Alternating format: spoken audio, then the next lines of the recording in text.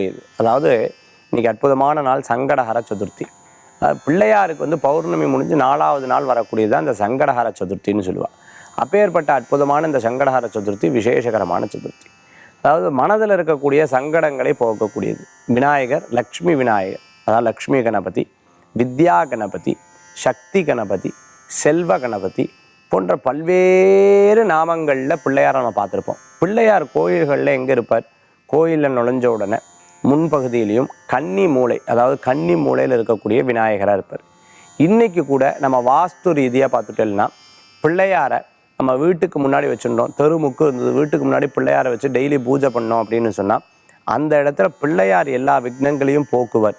வீட்டில் ஏதேனும் பிரச்சனை இருந்ததுன்னா பிள்ளையாருக்கு ஒரு தேங்காய் ஒழிஞ்சு வச்சுட்டா போதும், எல்லா கஷ்டங்களையும் போக்குவர். நம்ம ஏதாவது ஒரு பொருளை கூட தொலைச்சி விட்டோம், இப்போ பிள்ளையாரை வேண்டிக்கிறேன், பிள்ளையாருக்கு பிரார்த்தனை பண்ணியிருக்கேன், நிச்சயம் அந்த காரியம் நடக்கும்.